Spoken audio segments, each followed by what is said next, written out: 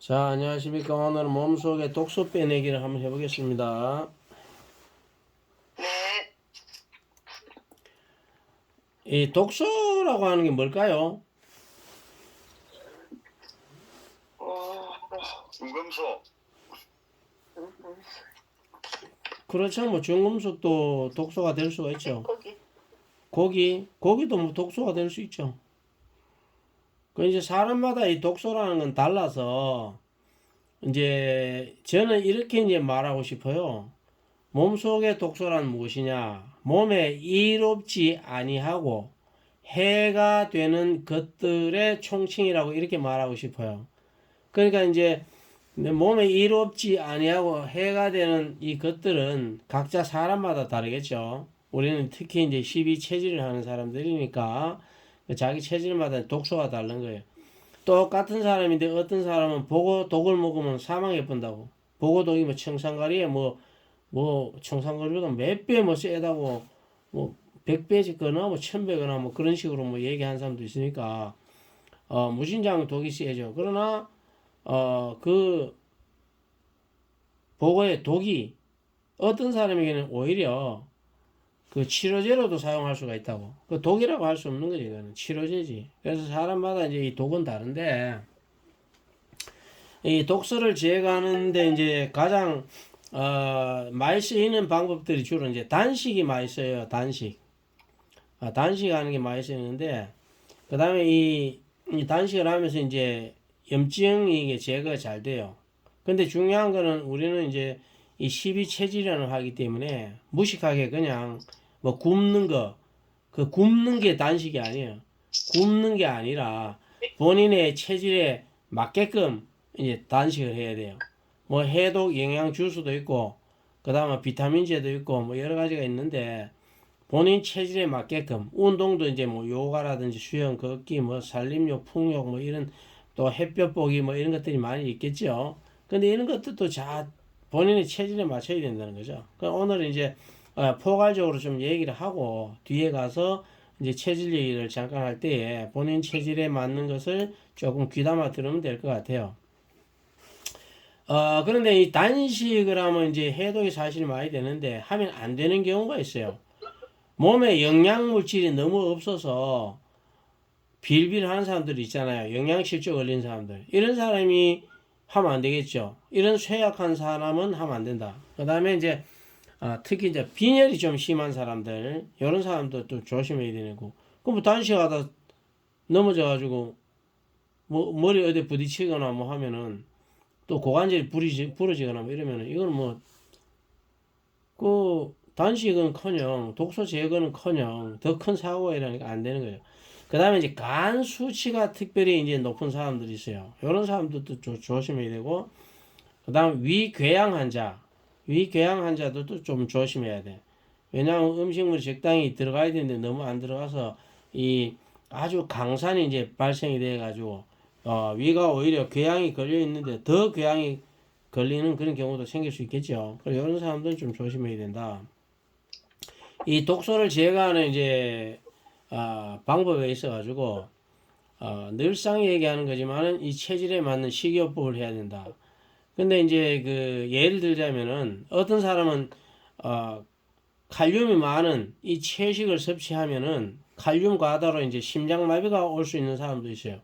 이런 사람이 또 무슨 독소를 제거한다고 해가지고 말이야. 채식을 과다하게 섭취한다. 고기 안 먹고. 그래서 방송에 나오는 그 TV 나오는 그런 말 듣고 하다 보면은 생명 읽는 사람도 있죠. 이제 어떤 사람은 물 많이 먹으라 그래가지고 물 많이 먹다가 또 물 많이 먹으면 어떻게 되냐. 몸속에 그 나트륨, 이 나트륨이나 이런 것들이 이온 농도가 떨어져서 또 사망한 사람도 생각보다 많습니다. 그러니까 그 늘상한 얘기지만 그 바보 상자 얘기 나오는 걸 그대로 들으면 안 돼. 나인데 이게 맞는지를 검토를 잘 해야 되는 거죠, 이게. 뭐 고기 먹으면 안 된다 그러니까 정말 고기를 먹어야 되는 체질인데 고기만 안 먹고 야채만 먹는다. 이거 뭐 그냥 죽는 거지, 이거. 또 고기를 먹으면 안 되는 체질. 이런 체질은 또 뭐 안 먹는 게 좋겠죠. 이런 식으로 자기 체질에 맞춰야 된다. 그 다음에 해독차라는 게 있어요. 요게 이제 해독차 중에 그 쥐눈이 콩이 있는데, 요 쥐눈이 콩을 있잖아요. 이제 그 싹을 내가지고, 싹을 냈다가 싹이 이제 한 5mm 정도 자랐을 때, 이거를 콩을 이제 말려가지고, 요걸 가지고 그 감초를 조금 넣고, 요렇게 이제 차로 끓여서 먹으면 이게 해독차 잘 돼요, 이게. 이건 옛날부터 이제 이 제방식이 아니라 한방에서도 이 검은 콩하고 감초하고 삶아가지고 이제 눈에 어떤 눈병이 있을 때도 눈에도 집어넣고 뭐 그랬어요. 실제로 저도 이제 눈에 넣어봤어요. 상당히 효과가 좋습니다. 이런 걸 하면은 이제 몸속에 그 중금속, 이 환경 호르몬 이런 것이 배출이 생각보다 잘 돼요. 그 다음에 이제 인삼 열매가 있어요. 인삼 열매. 이 인삼 열매를 이제 끓여 먹는 방법도 있어요. 그 다음에 이제 중금속. 중금속이 이제 납이나 카드뮴 이런 거. 중금속이라고 하는 게 뭘까요, 근데? 조 선생님. 아까 중금속 얘기했잖아요. 중금속. 예. 중금속이 근데 뭐예요? 중금속이 생선 같은 데도 많이 들어집니다. 이거 많이 든 게 중요한 게, 그러니까 중금속의 정의를 알아야 되는데, 이 중금속이 중이라는 건 무거울 중자예요. 수은도 있고 뭐 중금속이 많잖아요. 예, 그러니까. 중금속이라는 이 중이 무거울 중자라고. 그러니까 금속 중에 금속 성분이 몸속에 들어온다고요. 아니, 그러니까 금속 성분 중에 무거운 것들이 있다고. 아까 얘기하는 수은이라든지 납, 카드뮴 같은 거. 이 무거운 금속을 중금속이라 그래요. 그냥 우리는 그냥 일반적으로 그냥 듣고 그냥 몸에 들어가서 뭐 좀 해로운 금속 덩어리, 쇠 덩어리가 있는가 보다 이렇게 생각하지만은 그 알루미늄이라든지 뭐 이런 구리라든지 철 이런 것들은 우리 몸속에 들어가서 이온화가 되면은 이게 미네랄이에요. 미네랄. 그런데 납이라든지 카드뮴이라든지 수은 같은 경우에는 미네랄로 작용하는 것이 아니라 이 독성을 가진단 말이에요. 그래서 중금속 하는 겁니다. 그래서 무거울 중자다 이렇게 좀 이해를 하셔야 되고, 그 다음에 이제 이 중금속이 배출이 좋은 식품들이 있는데, 그 다시마나 김미역, 파래 뭐 이런 거, 검은콩 같은 거 이런 것들이 있고요. 그 다음에 이제 이 뿌리 식품 중에 마늘, 양파, 양배추 뭐 이런 거 있죠. 도라지, 감자, 무 이런 것도 좋아요. 그 다음에 초록색 우리 이제 녹색 식품 중에 브로콜리, 상추, 케일, 뭐 시금치. 우리 또 저 남해 우리 조 선생님 그 시금치 많이 나오잖아요. 그 시금치도 중금속을 배출하는데 상당히 도움이 많이 됩니다. 그 다음에 이제 매실 있죠. 청매실. 청매실 이게 참 좋기는 한데 이게 이제 문제는 뭐냐면 전부 다 설탕에 너무 절여서 먹어서 이게 문제야.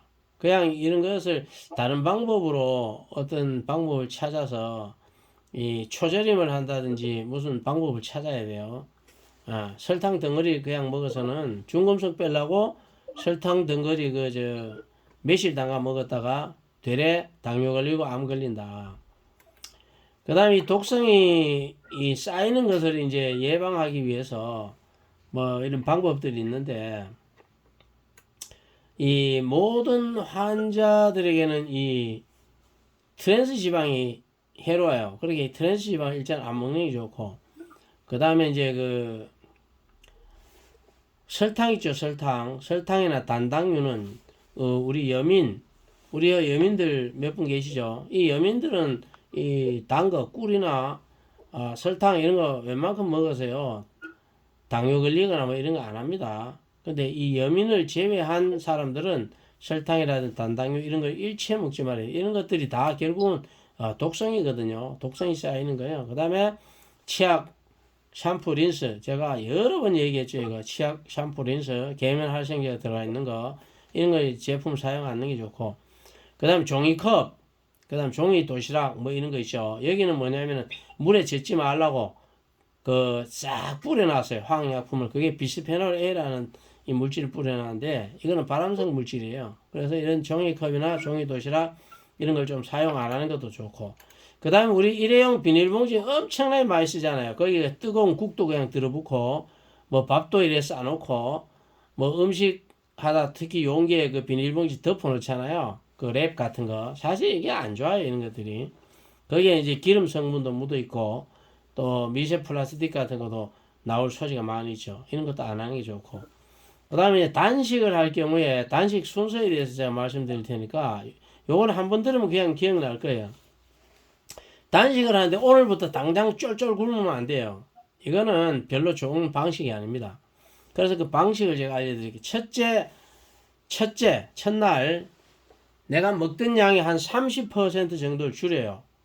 둘째 날은 한 50% 줄이고, 셋째 날은 70%, 넷째 날은 90%, 다섯째 날은 먹던 양의 99%를 줄여요.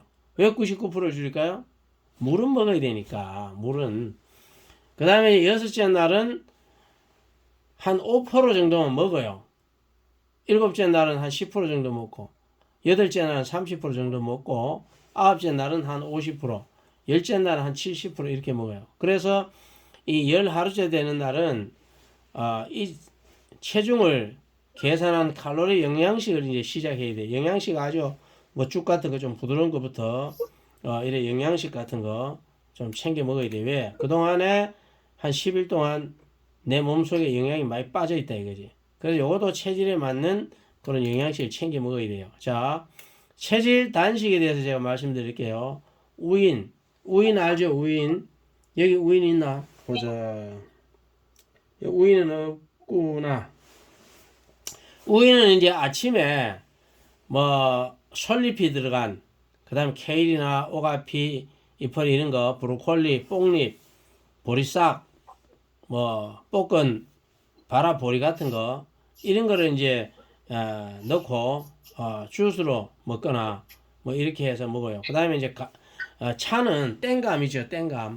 땡감을 가지고 이제 우려가지고 차 마시기 이런 것도 좋습니다. 그 다음에 중식은 뭐 블루베리, 파인애플, 복숭아, 포도, 바나나, 딸기, 홍시, 그 다음에 보리가루 이런 걸 주스로 해가지고 이제 섭취하고, 차는 이제 모가차 같은 걸 먹는 게 좋고, 저녁에는 미역, 다시마, 새우, 조개류 뭐 이런 것 해산물 종류로 이렇게 드시는 게 좋아요. 그 다음에 이제 호인.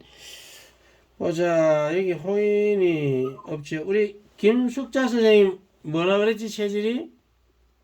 여민. 여민이었어요? 네. 자, 여기 호인은 이제 아침에는 양파, 마늘, 토마토, 표고, 느타리, 우엉, 뭐 무 삶은 물에다가 이 바라 현미 가루를 좀 죽으로 먹는 게 좋고, 중식에는 배, 수박, 살구, 밤, 호두, 땅콩 뭐 이런 걸 먹고, 그 다음에 차로는 둥글레차 이런 게 좋고, 석식에는 이제 호박을 넣은 소고기 죽 같은 거, 뭐 닭고기 같은 거 넣은 거, 염소고기, 개고기 넣는 이런 것을 이제 곁들여 먹고, 차로는 칡차를 먹는 게 좋고요.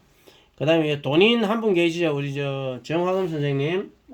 정화금 선생님은 아침에는 이제 드릅 같은 거, 보리싹, 뭐 브로콜리, 비트, 감자, 키위, 볶은 팥, 볶은 녹두, 뭐 녹두도 약간 발화시키면 더 좋아요. 그래서 이제 갈아가지고 주스를 먹는 거고, 그 다음에 이제 중식은 바나나, 참외, 수박, 감, 멜론, 산딸기, 바나나 뭐 이런 걸 좀 드시면 좋고, 저녁에는 이제 그 오리고기 같은 거, 돼지고기, 뭐 가물치, 잉어, 장어 이런 걸 이제 들기름에 좀 첨가해서 먹는 게 좋습니다.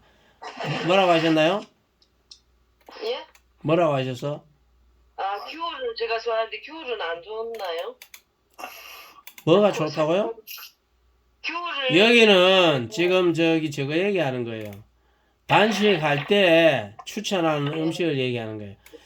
자, 그 다음에 이제 오늘 여기 여민이 좀 많죠. 뭘 자꾸 우리 조 선생님하고 또 이현주님 뭐 다 여기 여민들이 많네요.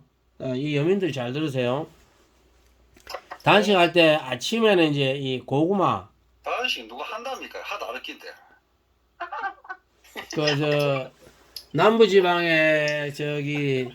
남부지방에 그 스님들, 죽건데 단식을 어찌 한단 말입니까? 그 남부지방에, 들어봐요. 음식을.